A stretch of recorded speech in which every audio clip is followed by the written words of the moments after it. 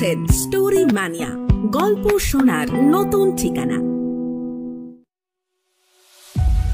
বাংলা সাহিত্যের কিছু রোমহর্ষক গল্পের সমন্বয়ে নিবেদিত আমাদের এই বিশেষ প্রচেষ্টা স্টোরি ম্যানিয়া। আজ আমরা আপনাদের সামনে পরিবেশন করছি পূর্বজন্ম ও পরজন্মের ঘটনা নিয়ে লিখিত শরদিন্দু বন্দ্যোপাধ্যায়ের গুহা। গল্পের প্রধান চরিত্রে রয়েছে যুবক, যুবতী এবং কুলি। শুরু হচ্ছে আজকের গল্প গুহা।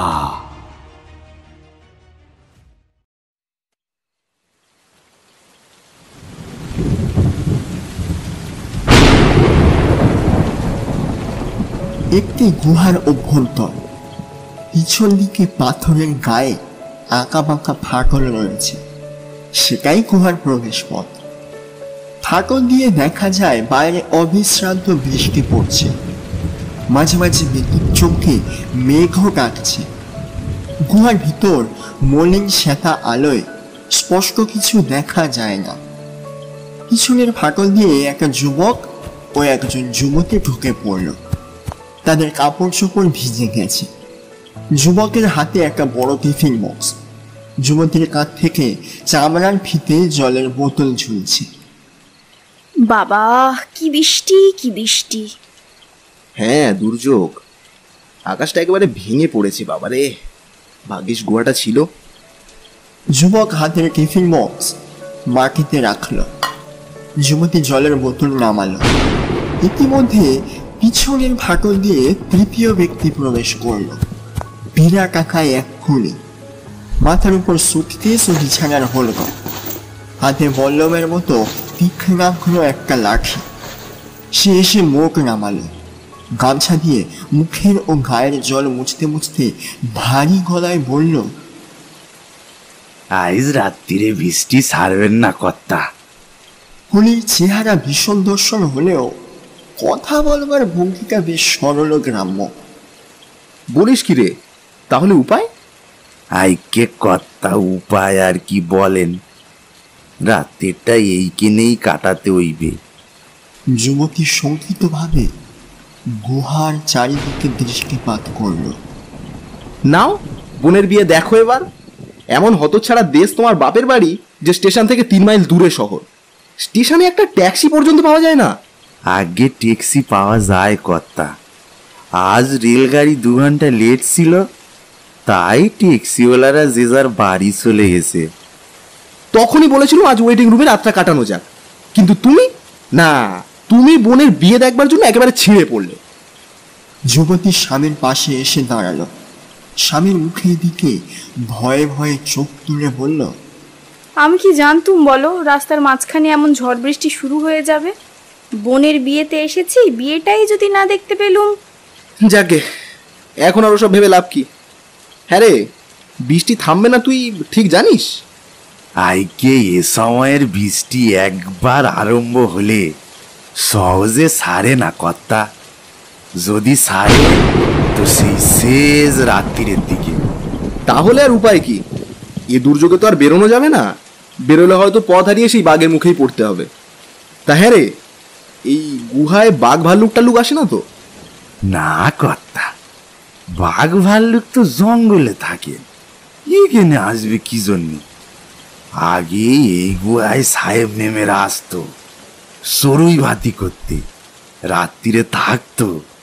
আগে ভয়ের কিছু নেই কর্তা। এই এই এই দেখেন না কর্তা, এই ছাই পড়ে রয়েছে, কেউ আগুন জ্বেলেছিল। যুবকের ক্ষোভ ও দুশ্চিন্তা কেটে গেল। অনিবার্যের কাছে আত্মসমর্পণ করে সে হেসে উঠল। তাহলে আমরাও আর চড়ুইভাতি করি, কি বলো? বোনের বিয়ে দেখতে পেলে না বটে, কিন্তু একটা অ্যাডভেঞ্চার তো হলো। যুবতীর মুখ প্রফুল্ল হয়ে উঠল। এই জানো তো, আমার খুব ভালো লাগছে। সঙ্গে খাবার আছে, বিছানা আছে, কোনো কষ্টও হবে না। বরং যুবতী স্বামীর মুখের পানি অর্থপূর্ণ সলজ্জ দৃষ্টিতে চাইল, তারপর হাতে হাত রেখে আস্তে করে বলল, হ্যাঁ গা, কুলিটাও থাকবে নাকি আমাদের সঙ্গে? যুবক যুবতীর মনের ভাব বুঝে মৃদু হাসল। তারপর কুলিকে প্রশ্ন করল,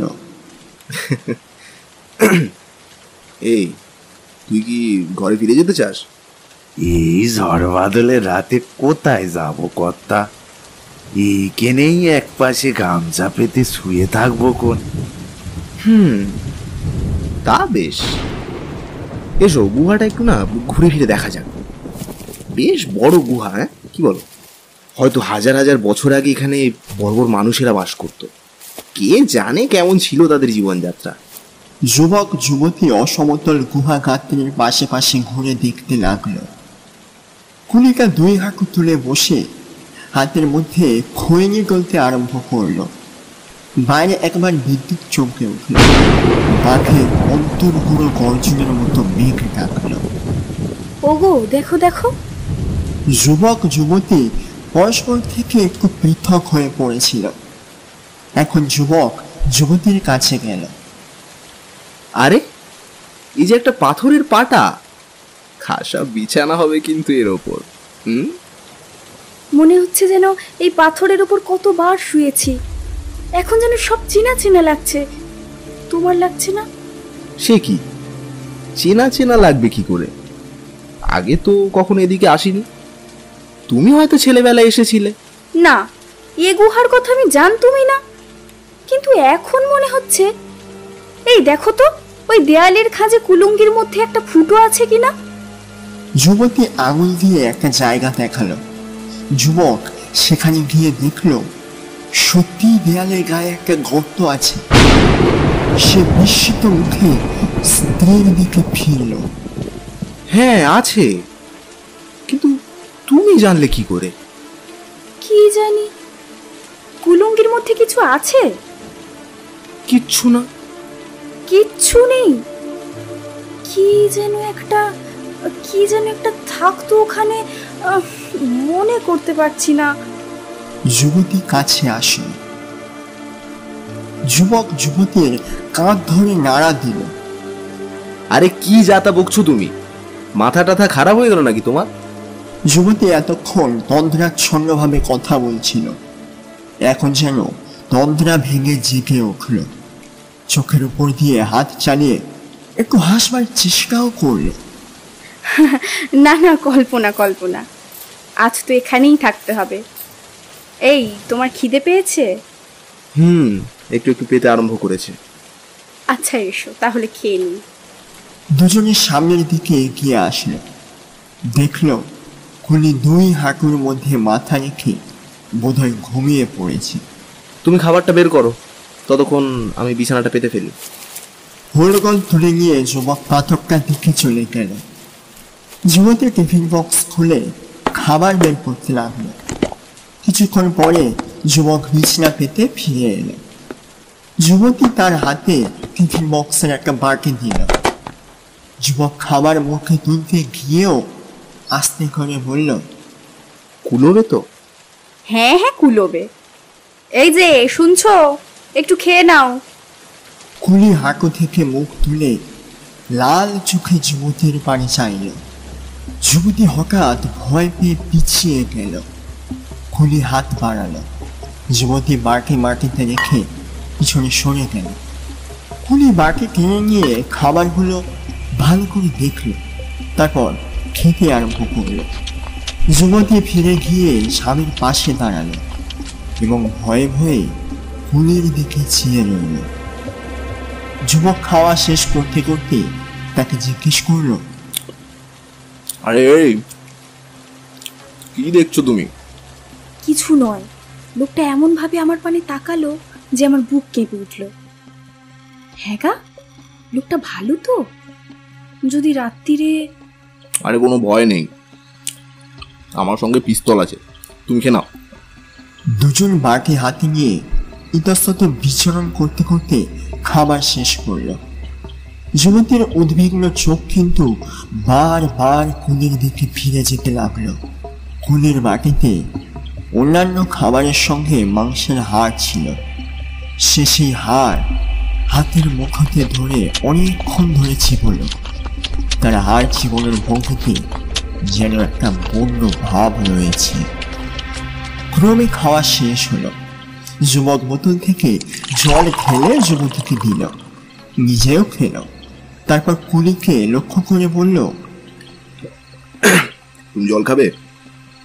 না খেলেও চলে কর্তা, যদি থাকে দেন একটু। যুবক কুলির হাতে জল ঢেলে দিল। কুলি জল খেল।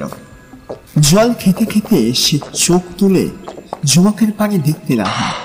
দুজনের চোখেই উৎকণ্ঠিত জিজ্ঞাসা। শেষে কুলি মুখ মুছে বলল, আইকে এবার আপনারা শুয়ে পড়ুন কর্তা, কোনো ভয় নেই।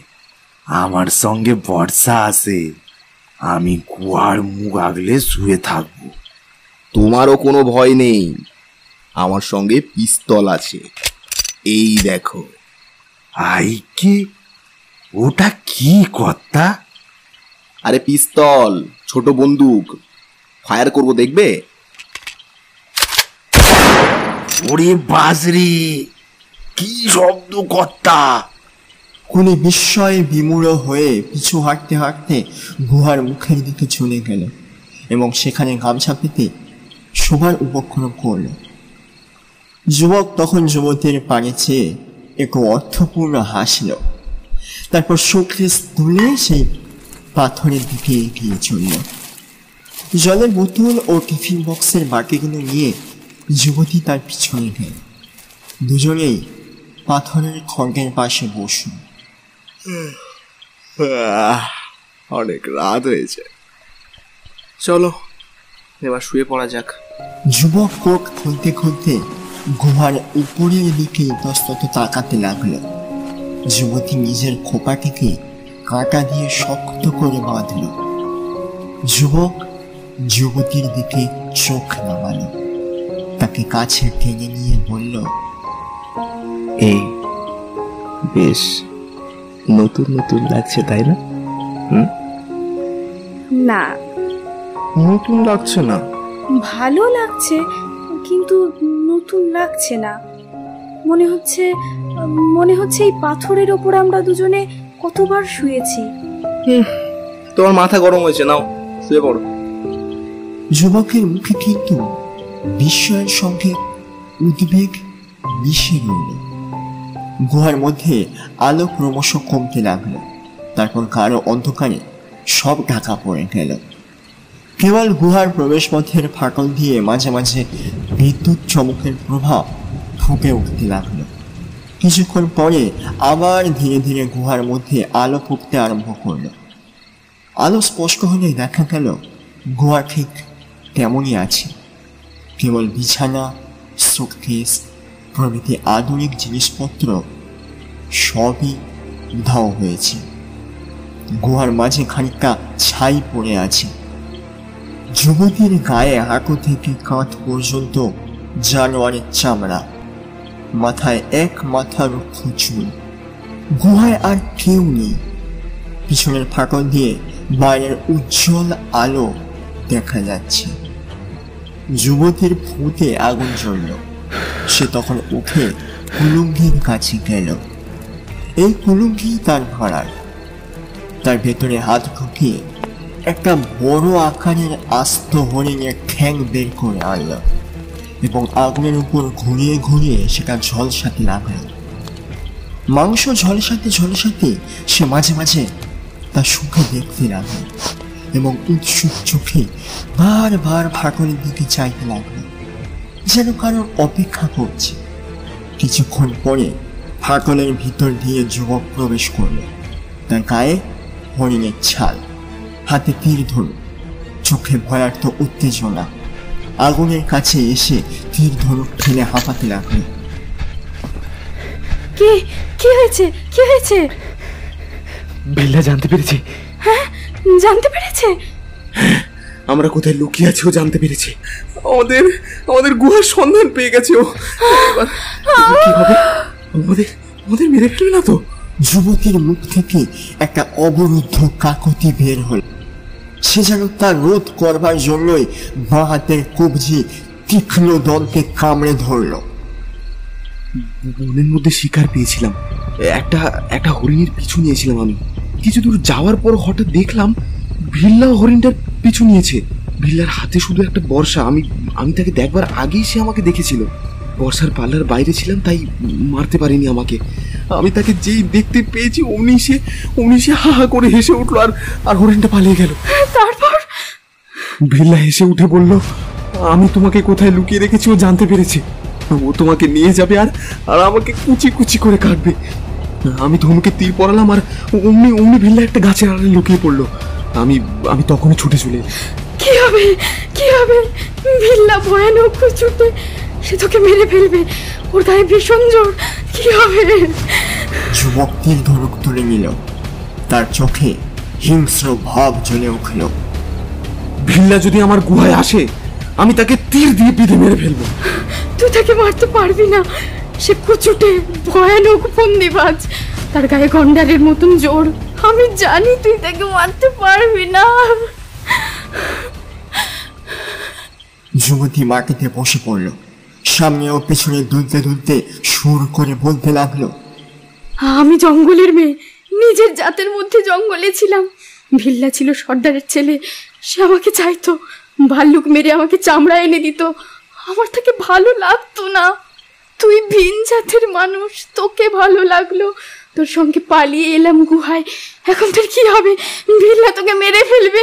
সে বড় হিংসুক। হঠাৎ যুবতী ধড়মড় করে উঠে দাঁড়ালো। যুবকের হাত দু হাতে চেপে ধরে ব্যগ্র স্বরে বলল, চল চল না, আমরা পালিয়ে যাই, গুহা ছেড়ে পালিয়ে যাই। তাহলে ভিল্লা আমাদের হাড় খুঁজে পাবে না। চল না। না, আমি আমার গুহা ছাড়বো না। ভিল্লাকে আমি আমার গুহা দেবো না। এই সময় বাইরে একটা বিকট শব্দ হলো। যুবক আর যুবতী কিছুক্ষণ স্তব্ধ একাগ্রভাবে দাঁড়িয়ে রইল। আবার বিকট শব্দ। যুবতী উত্তেজিত নিম্ন স্বরে বলল, ভাল্লুক, ভাল্লুক ডাকছে। বোধহয় পোড়া মাংসের গন্ধ পেয়ে এদিকে আসছে। তীর্থনুক নিয়ে তুই ওকে মারতে পারবি না। দাঁড়া, আমি ভাল্লুক তাড়াচ্ছি। আগুন দেখলেই ও পালাবে। যুবতী এক খণ্ড ধুমায়িত কাঠ তুলে মশালের মতো উপরে ধরে ফাঁকলের দিকে ছুটে চলল। যুবক ধনুকে তীর পরিয়ে শক্ত সতর্কভাবে দাঁড়িয়ে রইল। যুবতী ফাঁকল দিয়ে বাইরে বেরিয়ে গেল। কিছুক্ষণ পরে তার গলার তীব্র মর্মান্তিক চিৎকার শোনা গেল। যুবক তীর ধনুক হাতে ফাঁকলের দিকে ছুটে গেল। তারপর থমকে দাঁড়ালো। ফাঁকলের ভিতর দিয়ে যুবতী আসছে। তার পিছনে ভাল্লুকের মতো কালো রোমশ একটা জীব। যুবতীর দুই হাত ভীতভাবে সামনের দিকে, দুই ঢোক চিৎকারের ভঙ্গিতে উন্মুক্ত, কিন্তু গলা দিয়ে চিৎকার বাইরে বেরোচ্ছে না। যুবতীর পিছনে ভাল্লুকের চামড়া পরে আসছে ভিল্লা। সে বিকট অট্টহাস্য করে বলল,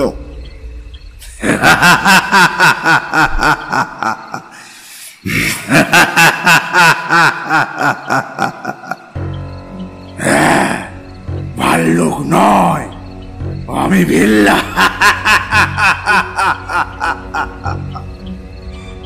তীর ধনুক ফেলে দে, নইলে তিন্নিকে বর্ষা বিঁধে মেরে ফেলবো। ভিল্লা ছেড়ে দে বলছি। ভিল্লা ছেড়ে দে আমার তিন্নিকে। তুই আগে তীর ধনুক ফেল।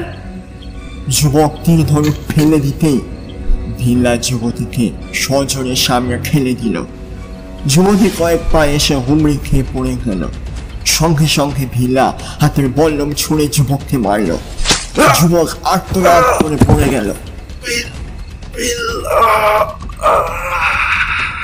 এতক্ষণে ভিল্লাকে দেখা গেল। সে আর কেউ নয়, আগে যাকে কুলি রূপে দেখা গিয়েছিল সেই বিশালাকৃতি লোকটা। সে এখন বল্লমবিদ্ধ যুবকের বুকের উপর লাফিয়ে পড়ল এবং তার মাথাটা বারবার মাটিতে ঠুকতে লাগলো। যুবতী ছুটে এসে পিছন থেকে ভিল্লার চুল ধরে কাঁদতে কাঁদতে উন্মত্তের মতো বলল, ছেড়ে দে ওকে, ছেড়ে দে রাক্ষস, তুই ছাড় ওকে, ছাড় শয়তান, তোকে মেরে দেবো আজকে, তুই ছাড় ওকে রাক্ষস, ছাড় ছাড় ছাড়। ভিল্লা ওকে যুবতীর হাত পা চেপে ধরল। তাকে সবলে আকর্ষণ করে উল্লসিত স্বরে বলল,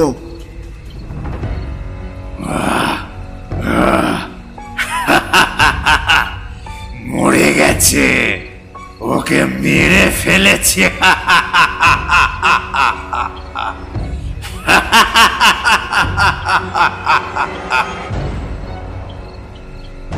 এখন তুই আমার, শুধু আমার। যুবতী হাত ছাড়াবার প্রাণপণ চেষ্টা করলো, কিন্তু পারল না। ভিল্লা তাকে আগুনের দিকে টেনে নিয়ে চলল। আগুনের পাশে আধ পোড়া মাংস হাড় পড়েছিল। সে তা বা হাতে তুলে নিয়ে মহানন্দে হা হা করে হেসে উঠে খেতে আরম্ভ করলো। যুবতীর হাত ছাড়াবার ব্যর্থ চেষ্টায় ফোপাতে লাগলো। ভিল্লা তার আকুতি গ্রাহ্য করল না। বিজয় দীপ্ত চোখে গুহার চারিদিকে চাইল। মাংসে কামড় দিয়ে পরিপূর্ণ মুখে বলল,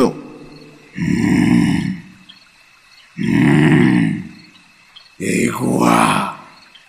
গুহা আমার, আর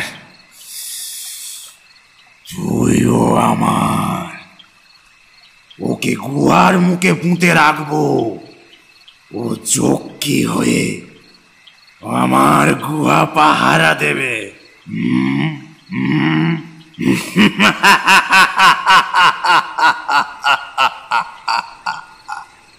ভিল্লা হাড় শুদ্ধ মাংস যুবতীর মুখে গুজে দিয়ে ক্রুদ্ধ গর্জনে বলল, নেখা, খাবো না। নেখা, খা, তোকে খেতেই হবে। আজ থেকে তুই আমার, তোকে আমার এটো খেতেই হবে। কি রে, খাবি না? ভিল্লা মুগুরের মতো মাংস দিয়ে যুবতীর মাথায় আঘাত করল। যুবতী মূর্ছিত হয়ে পড়ল। ভিল্লা হাড়টা ফেলে দিয়ে লাল চোখে মূর্ছিত যুবতীর পানে চেয়ে রইল। আজ খাবি না, কাল খাবি না, না খেয়ে তুই যাবি কোথায়? তুই আমার, একবার পালিয়েছিলি, আর পালাতে দেব না। যুবকের দিকে ফিরে সে তার দেহ থেকে বর্ষা টেনে বার করল। কিছুক্ষণ তৃপ্তিপূর্ণ চোখে তাকে নিরীক্ষণ করল।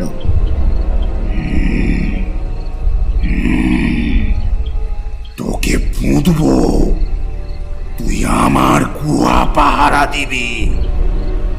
ভিল্লা নতজানু হয়ে পল্লমের অগ্রভাগ দিয়ে মাটি খুঁড়তে আরম্ভ করল। আবার গুহার আলো ক্ষীণ হয়ে সম্পূর্ণ অন্ধকার হয়ে গেল। অন্ধকারের মধ্যে যুবতীর গলার তীব্র চিৎকার শোনা গেল। তারপর দ্রুত আলো ফুটে উঠল। দেখা গেল গুহা আবার বর্তমানকালে ফিরে এসেছে। প্রস্তর খড়গের শয্যায় যুবতী আলুথালু ভাবে উঠে বসে যুবকের পা ঠেলে জাগাবার চেষ্টা করছে। যেখানে ভিল্লা মাঠে ঘুরেছিল সেখানে কুলি বল্লম দিয়ে মাঠে ঘুরছে। মানুষগুলোর বেশবাস পরিবর্তিত হয়ে বর্তমানকালের বেশবাসে পরিণত হয়েছে। ওগো, শুনছো? কে? কি? ভিল্লা? ভিল্লা কোথায়? হ্যাঁ, তুমিও স্বপ্ন দেখেছো? স্বপ্ন? যুবক ধর্মর করে উঠে বসল। দুজনে ব্যাকুল ভাবে পরস্পরের পানে চেয়ে কিছুক্ষণ বসে রইল। তারপর যুবক শয্যা ছেড়ে উঠে দাঁড়ালো। পিস্তলটা বিছানা থেকে তুলে পকেটে রাখলো। বলল, ভিল্লা কোথায় গেল? যুবতী কুলির দিকে আঙুল দিয়ে দেখিয়ে শিথিল দেহে আবার শুয়ে পড়ল। যুবক চোখ ফিরিয়ে দেখল কুলি তাদের দিকে পিছন করে বল্লম দিয়ে মাটি খুঁড়ছে। যুবক বিস্ফারিত চোখে কিছুক্ষণ চেয়ে থেকে ধীরে ধীরে কুলির পিছনে গিয়ে দাঁড়ালো।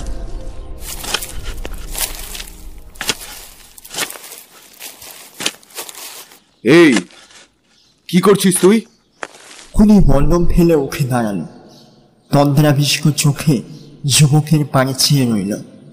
যুবক তার গায়ে একটা মৃদু রকমের খেলা দিল। কি করছিস তুই? মাটি খুঁড়ছিস কেন? কুলি যেন চোখে তন্দ্রাবেশ থেকে জেগে উঠল। চোখেতে চারিদিকে চেয়ে লজ্জিত স্বরে বলল, আমি তো কিছুই বুঝতে পারতেছি না কর্তা।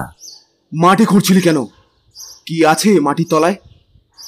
আইকে তা তো জানি না কর্তা, ঘুইমে ঘুইমে কি যেন স্বপ্ন দেখলুম। ও, তুইও স্বপ্ন দেখেছিস? বেশ, তবে খুঁড়বো? হ্যাঁ খোঁড়, হয়তো কিছু আছে, কিছু পাবি। আইকে কুলি আবার খুঁড়তে আরম্ভ করলো। যুবক কিছু দূরে এসে দেখতে লাগলো। হঠাৎ কুলি ভয়ে বল্লম ফেলে পিছনে সরে আসলো। ও, ওরে বাবা! কি হলো? আইকে ওইখানে কি একখান রয়েছে কর্তা। কি রয়েছে? আইকে ওইখানে মরার মাথা কর্তা, আপনি দেখেন না কর্তা, মরার খুলি। ওরে বাবা রে! যুবক গর্তের কাছে গিয়ে বল্লমের চার দিয়ে একটা নরকরকে বাইরে বের করল। কঙ্কালের মাথাটা দু হাতে তুলে নিয়ে এসে এক দৃষ্টি তা দেখতে লাগলো। কার করটি? আমার? মরার খুলি এত কি দেখতেছেন কর্তা? যুবকের হাত থেকে খুলিটা পড়ে গেল। সে খুলির দিকে জ্বলন্ত চোখে চাইল, তারপর পকেট থেকে পিস্তল বের করে জাগ্রব কণ্ঠে গর্জে উঠল, বিল্লা, এই নে মর! যুবক পিস্তল ছুড়ল, খুলি পড়ে গেল। যুবক কিছুক্ষণ হতবুদ্ধি হয়ে দাঁড়িয়ে রইল, তারপর নিচু হয়ে খুলিকে দেখল। মরে গেছে। এ কি করলাম আমি? এ কি করলাম?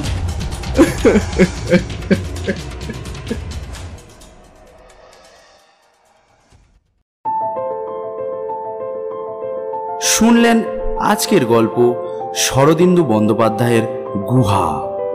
গল্পকথক পথিক, যুবক অভিজিৎ, যুবতী পারমিতা, কুলি এবং ভিল্লার চরিত্রে আমি রিভু। শেষ হলো আজকের গল্প।